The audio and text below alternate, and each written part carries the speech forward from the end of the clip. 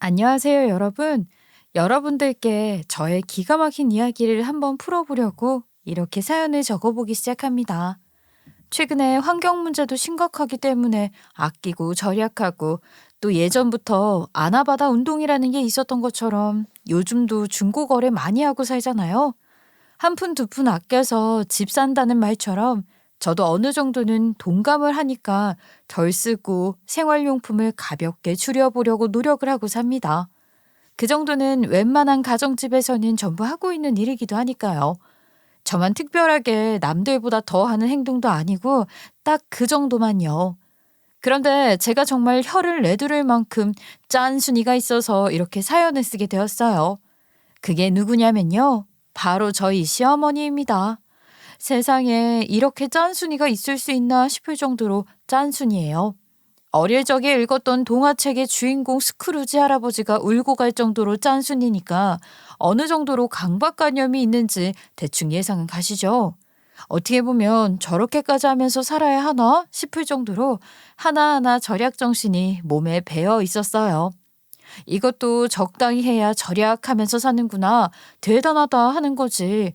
도가 지나치면 지질이 궁상맞구나 하게 된다 이 말이죠. 저희 시어머니는 말입니다. 밥을 먹을 때 반찬이 남는 꼴을 절대로 못 보는 사람이에요. 가족들끼리 식사라도 하게 되면 정말 남기면 지옥 가서 다 쓸어 먹게 된다는 일념으로 입에 무조건 쑤셔 넣고 보는 사람입니다. 처음에 시집을 와서 시어머니가 입에 우겨 넣는 모습을 보고 정말 제 입맛까지 뚝 떨어지는데 같이 밥을 먹는 게 곤욕스럽더라고요. 저는 무슨 절에 가면 바로 공양하는 거 있죠. 마지막 하나까지도 놓치지 않고 먹는, 전 그런 거 하는 줄 알았다니까요. 정말 적응하기가 힘들었는데 그래도 시간이 약이라고 꾸준히 그런 모습을 보니까 또 어느 순간부터 무시하고 적응하게 되더라고요. 그것뿐이면 제가 이런 곳에 사연이나 올릴 수 있었겠어요. 정말 시어머니의 절약설, 아니 지질이 궁상썰만 풀어도 반나절이 훌쩍 지나갈 겁니다. 밤에는 집에 불도 안 켜는 사람이었다고 하더라고요. 남편이 말하길 저랑 결혼하기 전부터 그 부분은 고쳐서 나아진 거래요. 예전에는 밤만 되면 정말로 양초를 켜놓고 지냈다고 하더라고요. 아니, 현대사회에서 그게 말이나 되는 소립니까? 그러다가 글쎄 집에 불을 낼 뻔한 일이 생기자 시아버지가 지긋지긋하다고 제발 궁상 좀 그만 떨자고 큰 소리를 내는 바람에 고쳤다고 하더라고요. 그 이후부터는 양초는 안 켜고 거실불 하나만 딱 켜고 산다고 하더라고요. 화장실도 밤에 갈 때 불을 켜는 법이 절대 없고요. 문 열어두고 볼일 보면 잘 보인다고 그렇게 한다고 하더라고요. 아, 이거 완전 대박 아닌가요? 그러니까 제가 그런 집에 시집을 처음 갔을 때 얼마나 적응을 하기가 힘들었겠어요. 화장실 불도 못 켜게 하는 집이라니. 시댁에서는 아예 볼일을 볼 수가 없어서 하루 종일 참았다가 집에 와서 볼일을 보고 그랬다니까요. 그리고 또 반전인 것은 처음에는 시어머니가 그렇게까지 짠순이라는 걸 아예 상상조차 할 수 없었다는 것이었어요. 그러니까 결혼 전에는 시어머니가 저에게 그런 모습을 아예 보여주지 않았었거든요. 양가가 상견례를 하는 자리에서도 시어머니는 화통하게 큰 사람처럼 굴었기에 저희 부모님도 저에게 시집을 잘 가는 것 같다고 하셨었어요. 이렇게 좋은 자리가 마련되어서 참으로 기쁩니다. 양가가 이렇게 모여서 식사를 하고 자식들 자랑도 하고 얼마나 기쁜 일인지요. 게다가 우리 며느리와 아들이 고른 이 식당 음식도 참 맛이 있고 서로 결혼을 해서 부모의 품을 떠나 새로운 둥지를 찾겠다고 하니 참으로 기특합니다. 칭찬 일색으로 인자한 모습을 보여준 것과 더불어서 너무 기뻐서 안 되겠다면서 저희가 내려고 했던 식사가까지 통 크게 결제를 해주셨어요. 결혼 날짜가 잡히고 신혼집을 구하자마자 혼수 하나 좋은 거 사주고 싶으시다면서 최신형 냉장고까지 한 대 사주셨고요. 너희가 모아둔 돈이 있기야 하겠지만 요즘 시대에 결혼하는데 돈이 한두 푼 들겠니? 내가 좀 보태줄 테니까 여유를 가졌으면 좋겠구나. 사람이 금전적으로 여유가 없으면 싸움이 나기 마련이야. 그러니까 서로 그 부분에 대해서 너그러울 수 있도록 양보하고 배려했으면 좋겠구나. 그래서 신혼집 구하는 데 쓰라고 큰돈을 턱턱 보내주시기도 했고요. 저에게는 며느리가 들어오면 꼭 해보고 싶었던 일이라면서 저를 백화점에 데리고 가서 비싼 화장품 세트도 선물로 사주셨어요. 그러니까 당연히 저는 시어머니의 그런 모습만 보고 우리 시어머니는 통이 큰 사람이구나 하는 생각을 했던 거죠. 정작 우리 남편은요, 시어머니의 그런 모습을 보면서 전혀 딴 생각을 했다고 하더라고요. 우리 엄마가 저렇게 돈을 막 쓸 사람이 아닌데 갑자기 기분 좋다고 돈을 펑펑 쓰니까 사람이 변했나 싶었지 뭐. 왜 저러나. 와, 진짜 며느리가 엄청 마음에 들었나 보다. 그런 생각을 하고 말았지. 사람이 또 나이 먹고 변할 수도 있는 거니까. 저는 시어머니의 본색을 보고 나서 남편에게 이상하다고 말을 했었고, 남편은 저에게 대수롭지 않게 저렇게 말을 했었어요. 남편의 말을 듣고 나서 저는 솔직히 어이가 없었죠. 시어머니가 이 정도로 짠순이라는 걸 미리 말해줬더라면 결혼하는데 아주 잠깐 고민 정도는 해봤을 것 같았거든요. 사실 절약 정신이 몸에 배어있는 사람이랑 그렇지 않은 사람이 같이 공존을 하면 둘 다 스트레스를 받게 되기 마련이잖아요.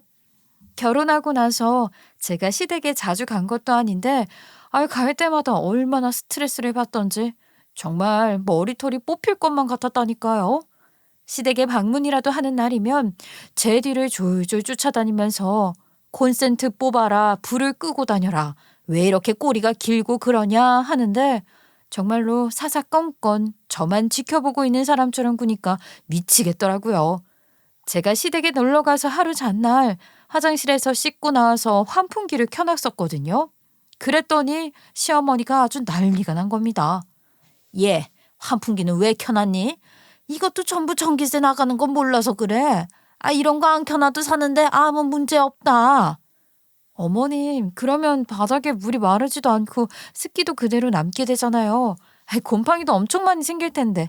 욕실 청소할 때 힘드시지 않아요? 환풍기 요거 잠깐 돌려놓으면 훨씬 편하고 괜찮으실 텐데. 앞으로는 잠깐이라도 켜놓고 지내셔요. 얘는 밀대로 바닥에 물 한 방울 안 남게 밀어대고 화장실 문 열어놓으면 습기도 금방 사라진데 뭐가 문제니? 그러면서 욕실 구석에서 밀대를 들고 나오셔서는 저에게 쥐어주시면서 물 한 방울도 남지 않게 바닥 청소를 하라고 시키시더라고요. 한숨이 절로 나오는 상황이었지만 각자 집안마다 생활하는 습관이 다른 거라고 생각을 하고 화장실 불을 켜고 청소를 하려고 했죠. 예, 그 화장실 불은 왜 켜니? 그냥 바닥만 밀면 되는 건데 어차피 습기도 빼야 하는 거니까 화장실 문 열어놓고 하면 잘 보인다. 불 한 번 켰다 껐다 하는데 드는 전기비가 한두 푼인 줄 알아? 그런 것부터 절약을 해야 돈도 아끼고 모으고 하는 거지. 어두워서 보이는 것도 없는데 어떻게 바닥을 밀어요? 어머님, 이런 거는 그냥 불 켜고 해도 되죠. 나는 단 한 번도 화장실 불 켜고 청소를 해본 적이 없다. 내가 그렇게 하라고 하면 잔말 말고 따르면 되지. 로마에 가면 로마법을 따른다는 말 몰라서 그래? 그 말을 하시고는 제가 불을 켜는지 안 켜는지 감시까지 하시는데 제가 뭐 별 수 있겠어요? 휴대폰에 달려있는 손전등 켜서 바닥 닦았죠. 정말 저희 시댁만큼 전기세 적게 나오는 집도 없겠다 싶더라고요. 한 끼 밥값 정도 나올까 말까 할 수준이었으니까요. 여기서 멈췄으면 다행인데 이게 날이 가면 갈수록 어찌된 게 참견이 점점 더 심해지는 거예요. 시댁 살림이야 시어머니가 알아서 하는 거니까 그런가 보다 하고 넘어갈 수 있는 수준이었는데 저희 집 살림까지 참견을 하시더라고요. 하루는 뜬금없이 시어머니가 저에게 전화를 하셔서는 다짜고짜 세금 얼마 나왔냐고 물어보시더라고요. 이번에 너네 집 전기세 수도세 얼마 나왔니? 지난번에 너 씻는 거 보니까 아주 물을 펑펑 쓰더라. 샤워할 때 수도 잠갔다가 열었다가 하면서 씻어야지. 아무튼 애들이 무이자 아까운 줄 모르고 펑펑 써대는 게 너네 이번에 관리비 엄청나게 나왔지? 그냥 다른 가정집들이랑 별반 다를 것 없이 나왔어요. 어머님 보시기에는 저희가 펑펑 쓰는 것처럼 보일지 몰라도 다른 집들이랑 비교하면 비슷해요. 다른 집들도 펑펑 쓰는 거지. 하여간 요즘 것들은 아까운 줄을 몰라. 집에서 불을 안 끄니까 전기세가 누적이 되어서 이렇게 어마어마하게 불어나오지. 집에서 TV를 볼 때도 말이다. 시간을 정해놓고 봐야 하는 거야.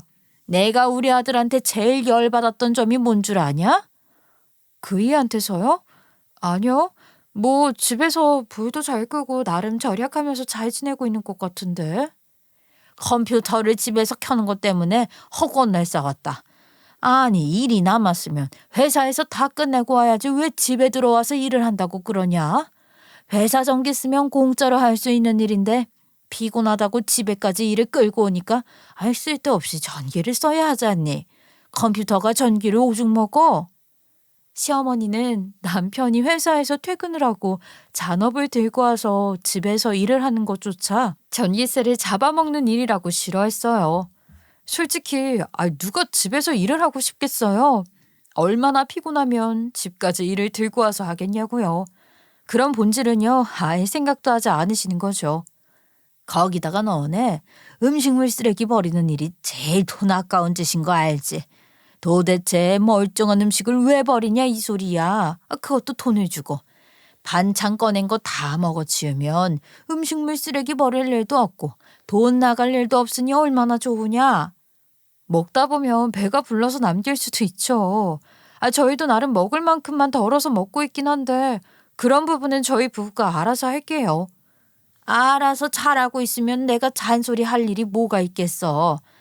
지난번에 우리 집 와서 밥 먹을 때도 보니까 죄다 남겨놓더만. 바깥 일을 하는 건 좋은데 그래서 그런지 아주 집안 살림에 대해서는 아는 게 하나도 없는 것 같구나. 나중에 시간 내서 나한테 살림이나 배우러 오든지 해라. 내가 확실하게 절약하는 방법을 하나하나 알려줘야 할 것 같아. 그 말처럼 무서운 말도 없더라고요. 시어머니한테 살림을 배웠다가는 큰일이 날 것 같은 기분이 들어서 몸에 소름까지 돋더라니까요. 이런 시모가 지긋지긋한 것은 저뿐만 아니라 시아버지와 남편도 마찬가지였나 보더라고요. 시아버지야 뭐 같이 사는 사람이니까 평생을 그리 살아서 적응하고 어느 정도 무시하고 사는 것 같아 보였지만 남편은 저랑 결혼하고 완전히 달라진 거죠. 늘 어두컴컴한 집에서 생활을 하다가 신혼집을 구해서 나와 살기 시작한 이후로는 불을 마음껏 켜고 사니까 눈이 다 밝아지는 기분이라고 하더라고요. 저희 남편이요. 눈이 되게 나빠서 안경알도 엄청 두꺼운 걸 쓰고 살았거든요. 시력이 어릴 때부터 계속 나빴다고 하더라고요. 그게 다 전부 너무 어둡게 생활을 해버릇해서 생긴 병이었어요. 내가 이 안경을 언젠가는 갖다 버리는 게 꿈이었어. 항상 집안에서 어둡게만 생활을 하다 보니까 시력이 점점 떨어지는데 진짜 답답하더라. 우리 엄마는 전기세를 아끼는 게 내 안경값 맞추는 것보다 더 이득이라고 생각을 했나 봐. 참나. 그 말을 듣는데 정말 시어머니가 대단하긴 대단하구나 싶더라고요. 어떻게 자식의 눈이 나빠지는데도 적응이 되면 다 잘 보일 거라고 하면서 집안의 불을 죄다 꺼놓고 지내는지 말입니다. 아무튼 남편이랑 저랑은 어차피 이제 저희 신혼집도 있고 둘이서만 생활을 하니까 우리 하고 싶은 대로 쓸 건 쓰고 절약할 건 절약하면서 살자고 했죠. 사실 그 편이 서로에게 스트레스도 주지 않는 일이라고 생각을 했으니까요. 저랑 남편이랑은 둘 다 맞벌이로 일을 하고 있었는데 제가 남편보다 몇 년 일찍 사회생활을 시작하기도 했고 제가 조금 더 좋은 회사에 다니고 있기도 했어요. 나름 중견기업에 다니고 있었기에 연봉도 꽤 되고 복지도 좋았고요. 남편이랑 비교하면 월급이 조금 더 많았죠. 시어머니는 저에게 그 부분 하나는 아주 마음에 든다는 소리를 자주 하셨어요. 제가 남편보다 월급이 많다는 걸 반기셨다는 뜻이죠. 사실 저한테서 이 부분은 아주 의외이기도 했고요. 보통은 며느리가 돈을 더 잘 벌면 우리 아들 기죽이지 말아라, 돈 번다고 유세 떨지 말아라 하는 게 보통의 반응이잖아요.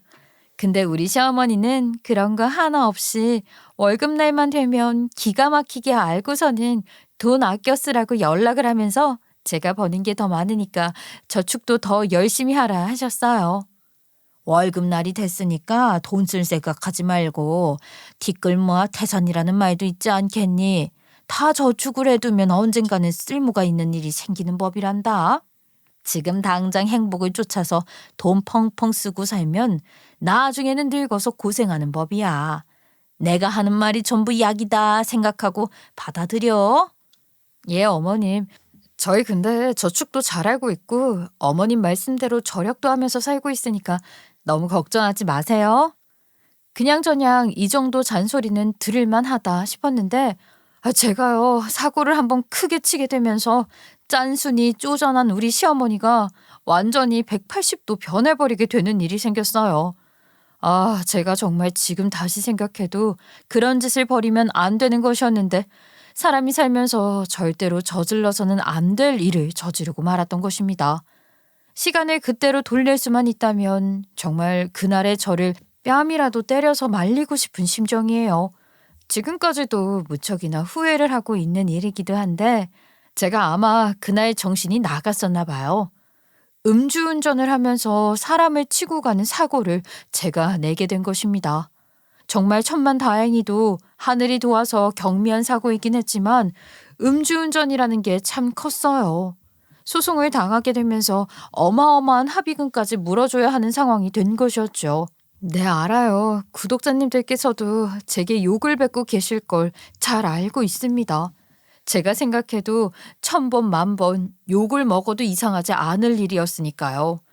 그때 그 사건이 생긴 이후부터 합의금을 물어준 다음부터 시어머니는 저를 완전히 개 취급하기 시작했어요. 욕 먹어도 싸고 그런 취급을 받아도 할 말이 없긴 하지만 너무나도 경멸을 하시니까 어떻게 행동을 해야 할지 감이 안 잡히더라고요. 어떻게 사람이 그런 짓을 할 수가 있어.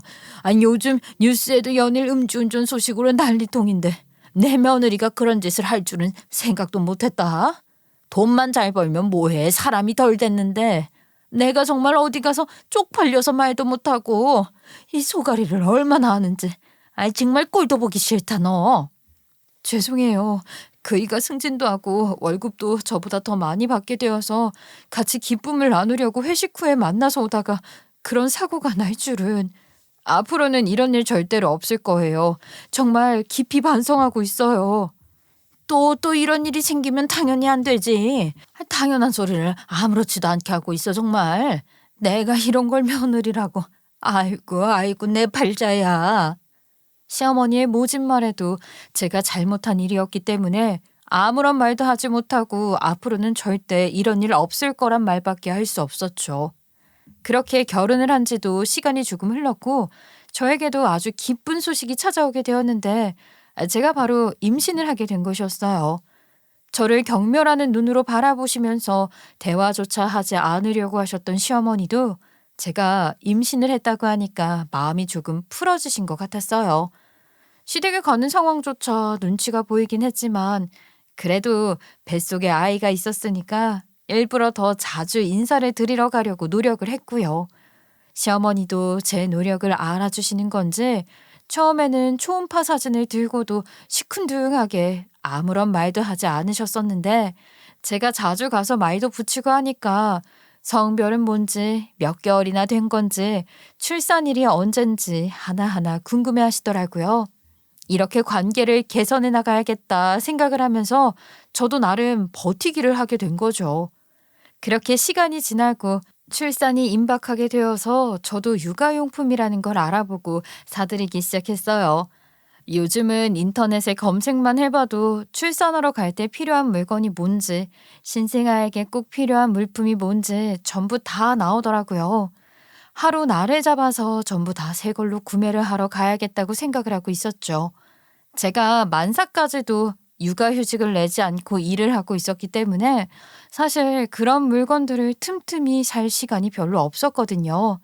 회사 일이 바빠서 주말에나 겨우 시간을 낼 수 있었는데 보통 주말에는 집에 눌러붙어서 쉬고 싶지 밖에 나가고 싶지 않으니까 계속 미뤄왔었어요. 이번 주 주말에는 뭐 할 거냐? 저기 새로 생긴 닭백숙집이 있던데 할 거 없으면 점심이나 같이 먹든가 하자. 이제 배도 많이 불렀는데 말이야. 몸보신이라는 걸 해야 나중에 순풍순풍 애도 잘 낳고 하는 거다. 살찌는 거 생각 안 하고 잘 먹어야 된다고. 이번 주 주말에는 남편이랑 미뤄뒀던 출산용품이랑 신생아용품 사러 가려고 알아봐뒀어요. 하루 만에 다 준비 못할지도 몰라서 일요일까지 구경해 보려고요. 출산용품? 뭐 어떤 게 필요한 건데? 요즘은 뭐 하도 이상한 물건들이 많아서 봐도 모르는 것들 투성이더라. 예전에는 포대기 하나만 있으면 장땡이었어. 일단 유아차도 필요하고요. 카시트 같은 것도 필요하고 큼지막한 것들은 전부 새로 사야 해서 박람회 같은 거 가보려고 생각 중이에요. 유모차랑 카시트? 애기가 돌아다니면 얼마나 돌아다닌다고 그런 걸 사는지 모르겠지만 하나 있으면 오래 쓰는 거냐? 그래, 일단 알겠다. 결혼 전에도 저한테 통 크게 이것저것 선물을 해주셨던 시어머니였으니까 알겠다고 고개를 끄덕이시는 걸 보고 시어머니가 사주시려고 하시나 싶었어요. 아무래도 하나뿐인 며느리가 출산을 하는데 그 정도 선물은 해주실 수 있을 거라고 생각을 했었으니까요. 솔직히 알겠다고 대답을 하시는데 그게 한두 푼 하는 물건들이 아니니까 기대감이 조금 생기더라고요. 한 번에 구매를 하려고 했더니 헉소리가 절로 나왔거든요. 그렇게 한 3일이 지났나? 주말이 되기 전에 시어머니가 늦은 저녁 시간에 집 앞에 왔다고 연락이 왔어요. 아이고 얘 무거워 죽겠다. 지금 내가 너네 집 앞이니까 얼른 문부터 열어라. 전화기 붙잡고 있는 것도 일이다. 놀래서 남편이랑 같이 문을 열었더니 아주 기겁할 만한 짐을 들고 오셨더라고요. 문을 열자마자 낑낑거리면서 집 안으로 들어오셨어요. 이게 다 뭔가 싶어서 눈을 비비고 살펴보는데 글쎄 어디 재활용 센터에서나 주워온 것 같은 다 낡아빠진 휴대용 유아차와 카시트를 들고 오신 겁니다. 이게 크기는 작아도 말이야.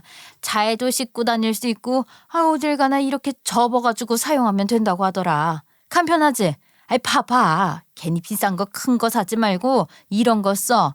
카시트도 말이다. 이거 하나면 7살인가 8살인가 아무튼 그때까지 쓸 수 있는 거라고 하더라.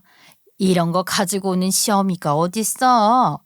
그러면서 어깨 딱 펴고 당당하게 말씀을 하시는데 글쎄 더러워도 너무 더러운 거예요. 얼룩덜룩에 흙먼지도 묻어있고 진짜 지저분해서 저도 모르게 시어머니에게 날선말이 나가게 됐죠. 어머님, 이 쓰레기 같은 물건은 뭐예요? 지금 저희 아이 쓰라고 가져다 주신 거 맞아요? 이거는 누가 버린 물건인 것 같은데요? 이 멀쩡한 걸 보고 왜 쓰레기라고 그래? 너 아주 배가 불렀구나. 내가 쓸만한 물건 중고로 들고 온 거니까 새로 살 생각하지 마라. 어차피 애들은 금방 크니까 지금 신생아 용품 사봐야 얼마 못 쓰고 버리게 될 텐데 이런 거 쓰면 딱이지 않겠니? 육아를 해보신 분들이야 잘 아시겠지만 휴대용 유아차라는 건 신생아가 탈 수 있는 물건이 아니었고요. 카시트도 주니어용으로 들고 오셔서 4살 이상은 되어야 쓸 수 있는 물건이었어요. 거기다가 더러움이 상상 초월이었기 때문에 10달을 품어서 낳는 우리 아이에게 태우고 싶은 물건도 아니었고요. 제가 너무 기가 막혀서 아무런 말도 하지 못하고 가만히 서 있으니까 시어머니가 저에게 물건 빨리 들여놓으라고 재촉을 하시더라고요. 뭘 그렇게 멍하니 서 있어. 유아차 보니까 100만 원이 넘어가더라.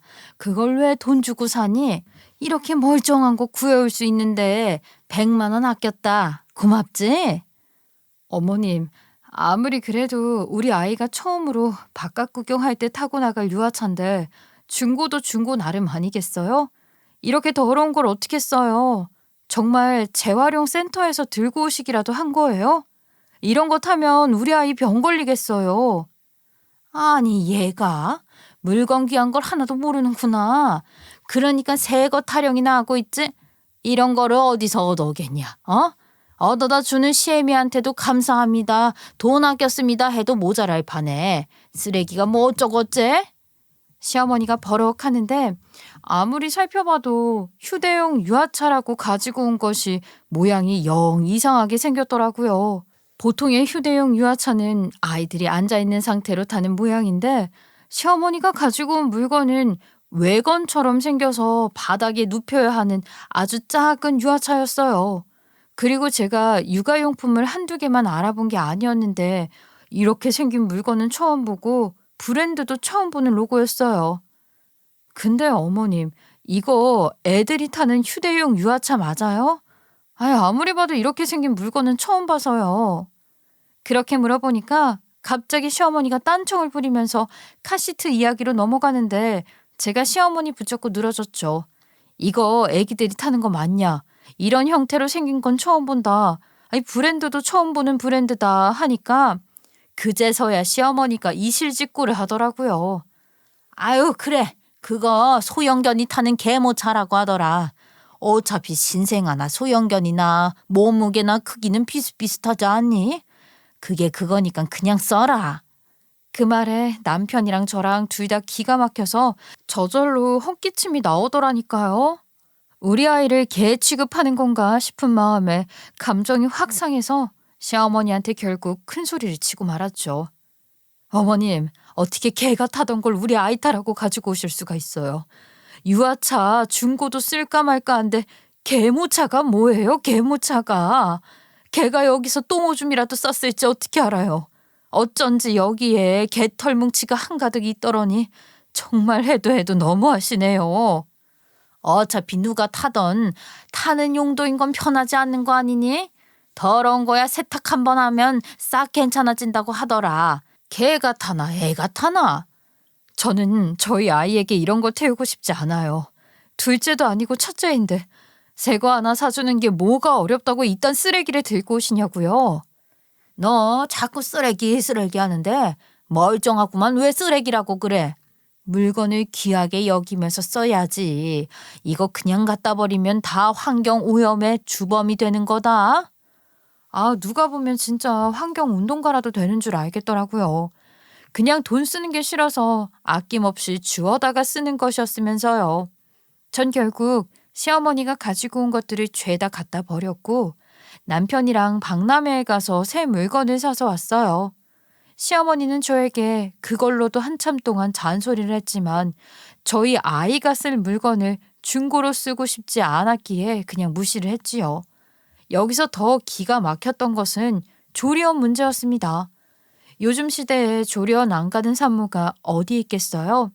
시설도 잘 되어 있고 아이를 돌보기에도 좋은 환경이잖아요. 시간이 언제가 되었든 막힘없이 돌봐주시는 전문가가 있는데 요즘 조리원은 선택이 아니라 필수라고 하더라고요. 솔직히 시댁에 조리원 비용을 받는 건 상상조차 하지 않았었는데 시아버지가 저에게 물어보시더라고요.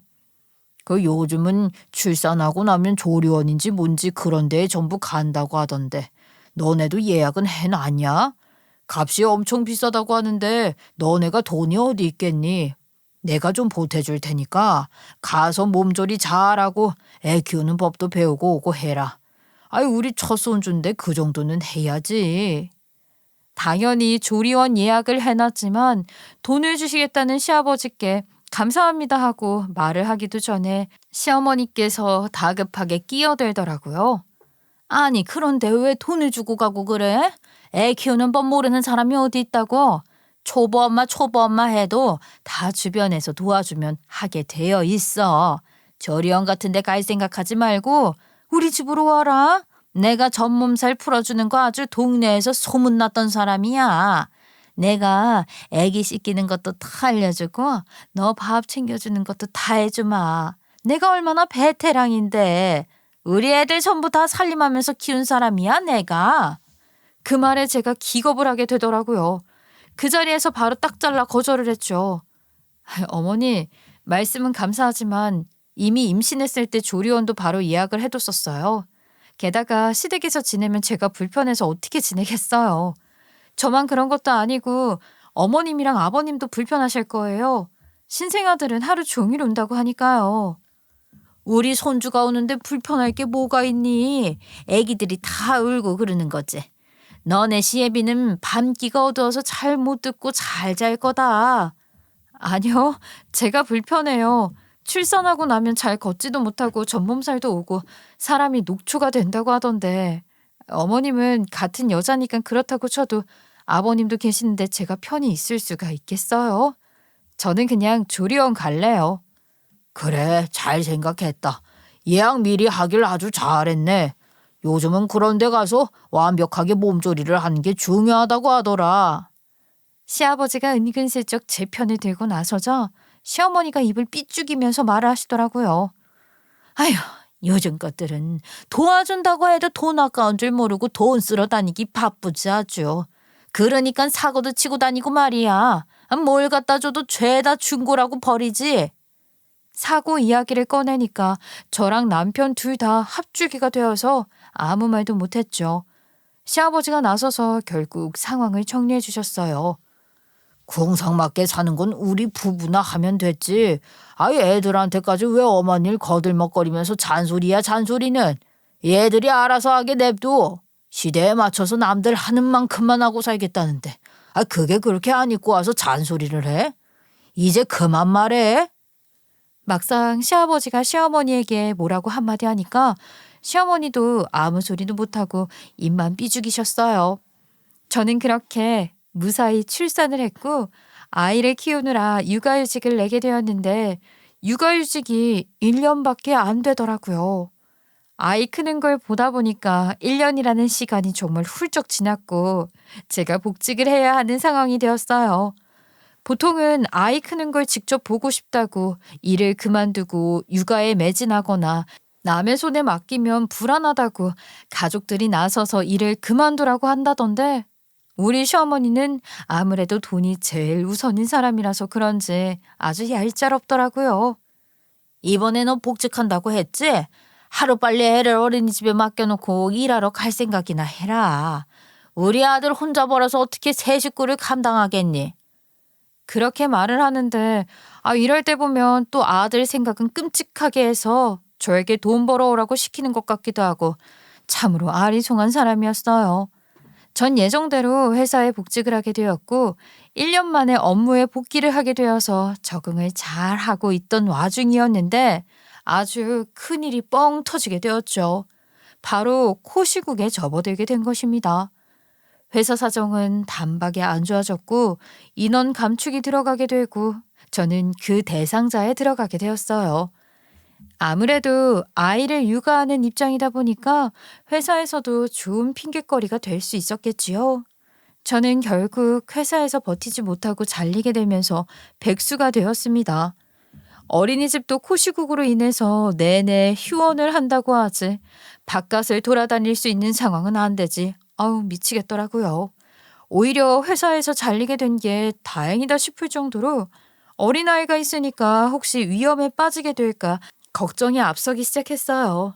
점점 환자는 늘어나지 전 세계적으로 이래 없는 역병이라고 실시간으로 환자 수가 집계되고 있으니까 남편이랑 저랑 둘 다 벌벌 떨었죠. 사실 어른들이야 아프면 아프다고 말이라도 하지 애기들은 무슨 말을 할 수 있겠어요. 제가 회사에서 잘리게 되었으니까 이제부터는 둘 다 허리띠를 졸라매고 살지 않으면 답이 없다는 생각이 들었는데 시댁도 마찬가지였던 겁니다. 시아버지가 회사에서 정년퇴직을 한 이후에 작게 호프집을 차려서 생계를 유지하고 계셨었어요. 그래도 동네에 사람들이 삼삼오오 모여서 이야기도 나누고 하는 공간이라 단골 손님들이 많아서 장사가 잘 되는 편이었는데 완전히 상황이 엎어진 거죠. 코시국 때문에 인원수 제한이 생기면서 사람들이 바깥을 나오지 않게 되었고 점점 환자가 늘어나니까 먹고 마시는 업장은 죄다 문을 닫게 되었거든요. 시아버지의 매장도 당연히 매출이 줄어든 것도 모자라 적자가 나기 시작했고 월세까지 밀리게 된 것이죠. 아무리 시어머니가 허리띠를 졸라매면서 산다고 해도 말이에요. 기본 수입이라는 게 없어지는데 당연히 생활이 어려워지는 거 아니겠어요? 그러니까 시부모님이 저희 부부를 불러서 이야기를 하시더라고요. 얘들아, 우리도 나이 먹어서 이런 부탁을 하는 게 좀 염치 없긴 하지만 가게도 망해가기 일부 직전이라 우리도 힘들어서 말이다. 너네는 둘 다 직장에 다니고 있으니 월급은 따박따박 나올 거 아니니. 다달이 얼마라도 우리 생활에 보탬이 되어주면 고맙겠구나. 그 말에 제 가슴이 철렁하더라고요. 제가 아직 회사에서 잘리게 된 것을 시댁에는 알리지 않았기 때문이었어요. 저희 생활에도 빨간불이 들어오기 시작했는데 어떻게 시댁에 다달이 도움을 드릴 수 있겠어요. 코시국이 얼마나 갈지 예상도 안 되는 상황이었고요. 저는 할 수 없이 그 자리에서 제가 회사에서 잘리게 된 사실을 밝혀야만 했어요. 죄송해요, 어머님, 아버님. 저희도 보탬이 되어드릴 수는 없을 것 같아요. 사실 제가 코시국이 터지면서 회사에서 잘리게 되었거든요. 정말 죄송하지만 저희도 지금 모을 돈은커녕 쓸 돈도 없어서 빨간불이 들어와 있는 상태예요. 그 말에 시어머니가 벌떡 일어나서는 저에게 삿대질까지 하면서 화를 내시더라고요. 뭐가 어째? 회사에서 잘렸다고? 아니, 그럼 우리 아들 혼자 돈을 벌어서 생활하고 있단 말이야. 너는 편하게 집에서 애나 보고 앉아있고 음주운전으로 사람까지 치내가 합의금까지 어마어마하게 물어줘 놓고 뭐 집에서 아무 일도 안 하고 놀고 있다는 게 이게 말이나 되는 소리냐? 그 돈 다시 채워 넣으려면 부지런하게 일을 할 생각을 해야지. 우리 아들 등골이나 쪽쪽 빨아먹고 앉아있어. 그 말에 제가 상처를 안 받았다면 당연히 거짓말이었겠지만 할 말이 없더라고요. 그런데 일어났던 시어머니가 갑자기 안방으로 들어가서는 조금 제가 오바를 보태자면 전화번호부 같은 책을 여러 권 낑낑거리면서 들고 오시더라고요. 저는 처음 보는 책이긴 했는데 남편과 시아버지는 그걸 여기에 왜 들고 나오냐는 표정으로 시어머니를 바라보고 있었어요. 두꺼운 그 책이 뭐였는지 여러분들은 상상도 못하실 거예요. 그건 바로 가계부였어요. 적어도 수십 년치의 가계부로 보여졌는데 시어머니가 아주 기세등등해서는 저에게 말을 하시더라고요. 예, 내가 시집 오고 나서 이거 단 하루도 안 빠지고 매일같이 쓴 가계부다. 하루하루 오늘 얼마를 썼나, 이번 달 저축이 얼마인가 계산하면서 말이야. 이렇게 써버릇하니까 저절로 절약이 습관처럼 배이더구나. 너한테도 딱 필요한 거 아니겠니? 앞으로는 말이다. 매일같이 가계부를 써서 달마다, 아니 일주일마다 검사를 받으러 와라. 내가 하나하나 꼬집어서 뭐가 나쁜 습관인지 체크를 해야겠으니까 말이야. 가계부를 써서 검사를 받으러 오라고요? 어머님, 아이가 있는 집인데 당연히 돈이 많이 들어가죠. 그리고 매주 그걸 어떻게 검사를 받아요. 사람이 바쁘다 보면 하루 정도는 건너뛸 수도 있는 거고. 습관을 들여야지, 습관을. 나는 수십 년 동안 매일같이 쓴다고.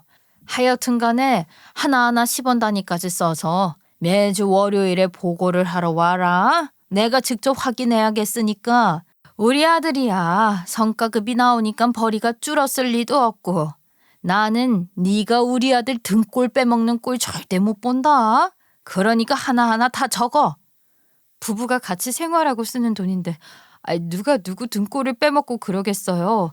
어머님, 말씀이 너무 지나치세요. 네 행동이 더 지나치다고 생각은 안 해봤니? 원래 남의 등골 쉽게 빼먹을 수 있는 게 아니야. 득을 봤으면 이런 것도 할 줄 알아야지. 우리 아들이 이런 시국에도 힘들게 번 돈 10원 한 장까지 어떻게 써야 하는지 알아야겠다. 순간 저를 식충이 기생충 취급을 하는데 열이 확 받더라고요. 제가 이런 짓까지 해가면서 살림살이에 참견을 받아야 하나 싶고요. 남편 놈은 점점 분위기가 과열이 되자 제 눈치만 슬쩍 보고 있고 더 이상은 안 되겠다 싶더라고요. 저도 밟으면 꿈틀하는 지렁이가 될 수 있다는 걸 보여주기 위해서 저에게 던진 가계부를 남편에게 쓱 밀면서 말했어요. 여보, 들었지? 가계부를 써야 된대. 남의 등골을 쉽게 빼먹으면 안 된다고 하잖아. 여보 백수잖아. 여태까지 내가 벌어온 돈으로 생활을 하면서 집에서 놀고 먹은 백수. 이제는 내 퇴직금까지 야금야금 쓰면서 기생하는 백수 말이야. 그러니까 가계부는 나보다 일찍 백수가 된 당신이 쓰는 게 맞겠다. 그치? 순간 남편을 비롯해서 시어머니의 시아버지까지 얼굴이 경악으로 물들어가는데 시어머니가 거품까지 물기세로 말을 하더라고요. 이게 다 무슨 소리냐? 우리 아들이 왜 백수야? 멀쩡히 회사 잘 다니고 있는 놈한테 백수라고 말을 해? 멀쩡히 회사를 잘 다니긴 뭘 잘 다녀요. 아무것도 모르셨죠? 이가 회사 잘린 지 한두 해 된 줄 아세요? 제가요, 정말 속이 상해서 비밀로 하려고 했는데 더 이상은 안 되겠네요. 뭔 뚱딴지 같은 소리 하지 말고 그래 당장 다 털어놔. 뭐가 어쨌다는 거야? 이가 음주운전으로 진작에 회사에서 잘렸어요. 저보다 먼저 잘렸었다고요. 이게 뭔 소린가 싶으시죠? 2년 전에 제가 음주운전 걸렸을 당시 실은 운전한 게 제가 아니라 남편이었다고요. 제가요, 대신했다고 거짓말을 한 거였어요. 남편의 죄를 제가 대신 떠맡은 거라고요. 남편이 승진까지 한마당에 잘리면 안 되니까요. 그럼 뭐해요? 남편 회사에 누가 밀고를 해서 진작에 잘렸는데. 그 음주운전 사건의 실상은 사실 이랬습니다. 남편 회사랑 제가 다니던 회사가 가까운 거리였거든요. 그날 남편이 승진이 확정이 되고 회식을 하게 되었는데 저도 때마침 회식이 잡힌 겁니다.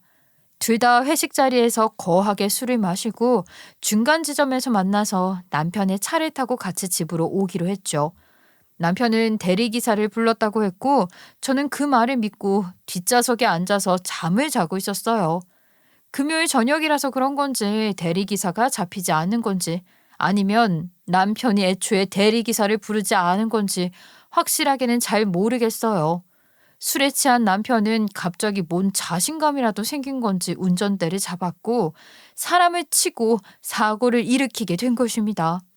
자고 있던 저는 놀래서 깼고 승진까지 하고 승승장구만 앞두고 있는 남편을 대신해서 제가 모든 죄를 덮어쓰게 된 것이죠.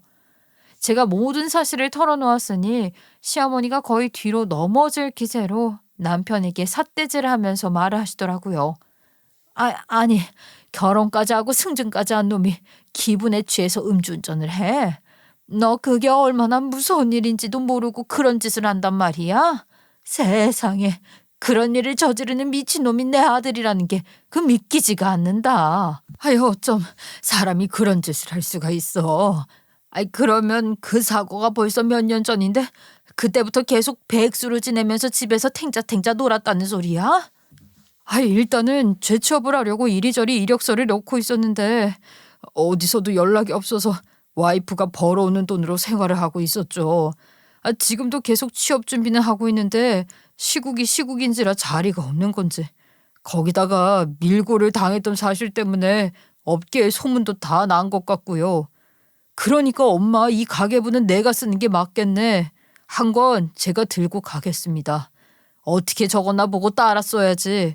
우리도 절약을 해야 애도 키우고 하지. 남편이 힘없이 가계부를 들자 시어머니는 기겁을 했고 저는 피식 웃음이 새어나오더라고요. 아니 너는 글씨도 악필인 게 무슨 가계부를 쓰겠다고 해. 아유 속 터진다 진짜. 그리고 네가 살림에 대해서 뭘 알면 얼마나 안다고 이런 걸 써. 내가 살림을 왜 몰라?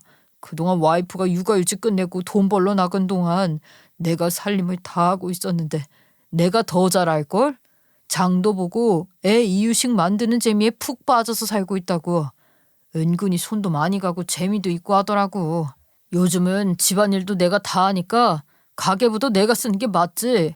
우리 와이프가 나를 위해 대신 벌을 받았는데 내가 집안일이라도 해서 평생 그 은혜를 갚아야 되는 거 맞잖아. 남편이 멍청하게 웃으면서 이야기를 하니까 시어머니는 정말 뒤로 넘어갈 기세였어요. 내가 너 부엌에도 못 들어가게 키웠는데 지금 집안 살림을 네가 한다고? 아이고 내 속이야 두야. 음주운전은 왜 해서 회사에서 잘리고 그래? 남자가 바깥에서 일을 해야지. 아니 회사 사람이 내가 운전대 잡는 걸 봤다고 밀고를 했는데 어떡해. 그럼 뭐 거기서 사람 친 거 죄송합니다 봐주세요 해? 아니지 그건 아니지만 당연히 잘못을 했으면 죗값을 받는 게 맞지만 아무리 그래도 몇 년이 이렇게 대책 없이 살면 어떡해? 바로 취업 자리를 알아보고 눈이라도 낮춰서 아무 데라도 들어갔어야지. 얘가 생각이 없어 진짜. 며느리도 일을 잘린 마당에 당장 네 애는 뭘 먹여서 키울 거야. 사내 녀석이 되어서는.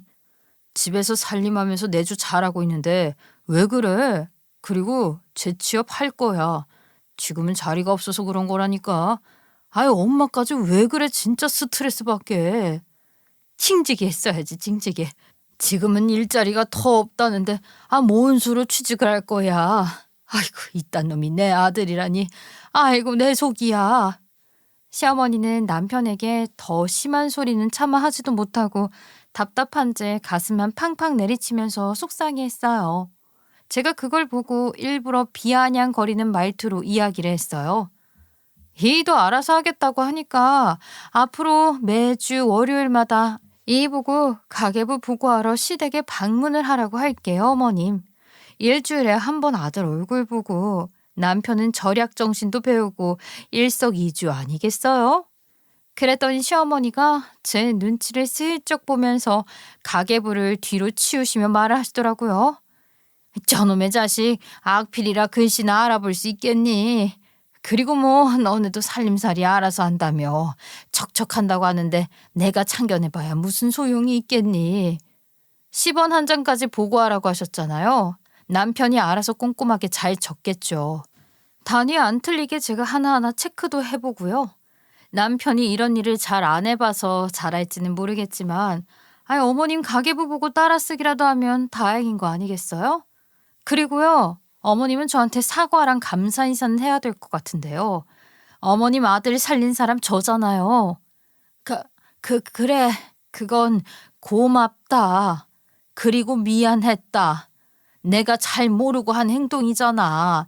그리고 가계부 이거는 내 수십 년치의 세월이 담긴 거라서 차마 너네한테는 못 주겠다. 쓰든지 말든지 알아서 하고 너네 살림 너네가 챙겨라. 그러면서 가계부를 전부 빼앗아 치워버렸어요. 아무래도 며느리라면 몰라도 아들에게는 잔소리하기 싫으셨나 봅니다. 어머님, 살림 가르쳐 주시고 싶다고 하셨잖아요. 저 하나 주세요. 저희가 보고 배울 게 있나 봐야죠. 얘가 왜 이렇게 집착을 하고 있어. 됐다고. 속 시끄러우니까 집에 가. 언제까지 여기 있을 거야. 속으로 웃음이 막 나왔지만 티내지 않고 남편을 이끌고 가볼게요 하고 시댁에서 나왔어요. 집으로 돌아와서 생각 없이 구는 남편에게 정말로 가계부를 쓰라고 시켰죠. 남편은 뭐 입이 10개라도 할 말이 없으니까 그때부터 열심히 10원 단위까지 맞춰서 가계부를 쓰기 시작했어요. 그리고 매주 시어머니에게 검사 받으러 갔다 오라고 억지로 보냈더니만 시어머니가 개거품을 물고 진짜로 써왔냐고 앞으로 쓰지 말라고 했다더라고요. 가지고 와도 검사 안 할 거라고 했다는데 저야 땡큐 아니겠어요? 아들이 사고치고 백수됐다는 사실은 제대로 인지라도 된 건지 뭔지 그 뒤로 돈 가지고 뭐라 하는 잔소리도 뚝 끊겼죠. 지금은 뭐 속 편하게 살고 있어요. 코시국 제한이 풀리면서 남편도 운 좋게 다른 회사에 취직을 했고요. 백수로 몇 년이나 보내긴 했지만 정신 차리고 일을 하기 시작했으니 다행이라고 생각합니다. 시어머니는 남편이 외벌이로 돈을 벌어오고 있지만 그때 그 사건 때문인지 여전히 저에게는 잔소리 한마디도 못하고 있고요. 그래서 저는 편안하게 아이와 함께 시간 잘 보내고 있습니다. 앞으로도 이런 평화가 지속되길 바라면서 여기서 제 사연 마치겠습니다. 감사합니다.